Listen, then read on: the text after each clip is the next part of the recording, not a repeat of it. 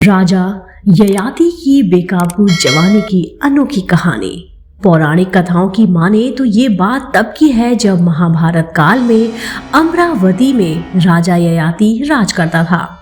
राजा के सिर पर हमेशा से ही काम के बादल मंडराया करते थे। एक बार की बात है जब ययाति की पत्नी देवयानी गर्भवती थी। उसके बाद से ययाति अपनी इच्छाओं को पूरा नहीं कर पा रहा था। वो बहुत बेचैन रहने लगा। उसके लिए एक एक पल काटना मुश्किल हो रहा था। तभी एक दिन महल में घूमते घूमते एक दिन उसकी नजर देवयानी की दासी शर्मिष्ठा पर पड़ी। दरअसल शर्मिष्ठा कोई दासी नहीं बल्कि एक राजकुमारी थी। वो सिर्फ अपने पिता की वजह से देवयानी की दासी के तौर पर महल में रह रही थी। वहीं एक दिन मौका पाकर ययाति सीधा शर्मिष्ठा की कुटिया में जा पहुंचा। शर्मिष्ठा भी कम नहीं थी। मन ही मन बदले की भावना को दबाए हुए उसने राजा की इस इच्छा को पूरा भी किया। ये प्रेम का सिलसिला यही नहीं रुका। राजा ने लगातार 3 सालों तक शर्मिष्ठा के साथ गंदा काम किया। इतना ही नहीं, उसने 3 बार शर्मिष्ठा को गर्भवती भी किया। लेकिन कहते हैं ना कि पाप आखिर कब तक छिपाया जा सकता है। एक दिन ययाति के गंदे इरादों का घड़ा भर गया और रानी को इसकी भनक लग गई। रानी ने गुस्से में आकर सारी बात अपने पिता गुरु शुक्राचार्य को बताई। फिर क्या होना था, बेटी को इस बातल में टूटा देखकर क्रोध में आकर ऋषि ने अपने दामाद को श्राप दे दिया। वह श्राप कोई ऐसा वैसा श्राप नहीं था। उन्होंने सीधे राजा की जवानी ही छीन ली। श्राप के चलते राजा वृद्ध हो गए थे। ऐसी ही एक रात राजा के सपने में यमराज दिखे और बोले कि ययाति, तुम्हारे जाने का समय अब करीब आने वाला है। वहीं जैसे ही अगले दिन यमदूत उसे लेने आए तो वह उनके अनुनय विनय करने लगा और कहने लगा, यमराज, मेरी ये हालत श्राप के कारण हुई है, लेकिन अभी भी मेरी बहुत सी कामनाएं अधूरी हैं। कृपा करके आप मुझे 100 सालों का जीवन और दान के रूप में दे दीजिए। जब काम से मेरा पूरा मन भर जाएगा तब मैं राजी खुशी आपके साथ चला आऊँगा। बार बार जिद करने की वजह से अंत में यमराज को भी ययाति पर दया आई और उसने उसके सामने एक प्रस्ताव रख दिया। यमराज ने कहा, तेरे 5 पुत्र हैं। अगर उनमें से एक कोई भी तुम्हें अपने हिस्से का यौवन देने को तैयार हो जाए तो तू यहीं रहेगा और बिना किसी रोक टोक के सुखपूर्वक अपनी इच्छाएं पूरी करता रहेगा।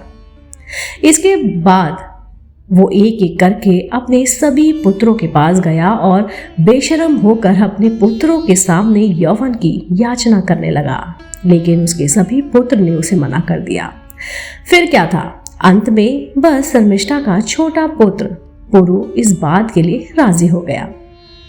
उसका ये त्याग देखकर यमराज पुरी को समझाने लगे कि पुत्र, तुमने अभी देखा ही क्या है? क्या तुम इसे संसार के भोग को भोगने की इच्छा भी रखते हो या तुम्हें नहीं है कोई इच्छा? तब ही पुरु ने उत्तर दिया कि यमराज संसार के इस भोग को नहीं भोगना चाहता और अपने पिता की इस हालत को देखने के बाद तो बिल्कुल भी नहीं।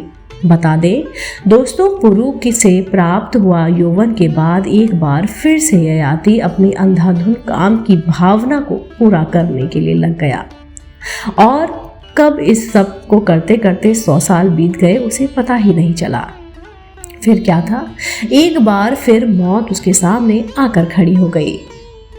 लेकिन पिछली बार की तरह इस बार भी ययाति काल के सामने अपनी अधूरी इच्छाओं का हवाला देने लगा और उनसे फिर से एक बार 100 साल की आयु को प्राप्त करने के लिए उनसे भीख मांगने लगा। ये 100 साल भी ऐसे ही बीत गए। वहीं इस तरह करते करते मौत उसके सामने 9 बार आई, लेकिन उसे हर बार जीवन दान मिलता रहा। अंत में जब 1000 सालों तक गंदा काम बिना रुके करने के बाद भी उसे तृप्ति नहीं मिली, तब उसने पहली बार यमराज के सामने अपनी व्यथा को सुनाया कि भोगों में मैंने नहीं बल्कि भोगों ने मुझे भोग लिया। जिसके बाद राजा ययाति ने अपने पुत्र से ली गई जवानी उसे लौटा दी और उनको यही सलाह दी कि कभी भी भोग के रास्ते पर मत दौड़ना। इसके बाद ययाति ने अपना सारा राजपाट भी पुरु को ही सौंप दिया और अपनी दोनों रानियों के साथ वन में चला गया। उसने भृंगतुंग नाम के पर्वत पर तपस्या की और वहीं पर अपने शरीर का त्याग भी किया। दोस्तों, उम्मीद करती हूँ आपको ये कहानी राजा ययाति की बेकाबू जवानी की अनोखी कहानी ज़रूर पसंद आई होगी। अगर आप ऐसे ही धार्मिक, पौराणिक और रोचक जानकारी सुनना पसंद करते हैं तो आप मेरे चैनल आध्यात्मिक कहानियों को तुरंत से लाइक कीजिए, शेयर कीजिए और सब्सक्राइब कीजिए। मैं आपको मिलती हूँ जल्द ही इसी चैनल पर एक नई कहानी के साथ। आप देख रहे थे आपका अपना पसंदीदा YouTube चैनल आध्यात्मिक कहानियाँ।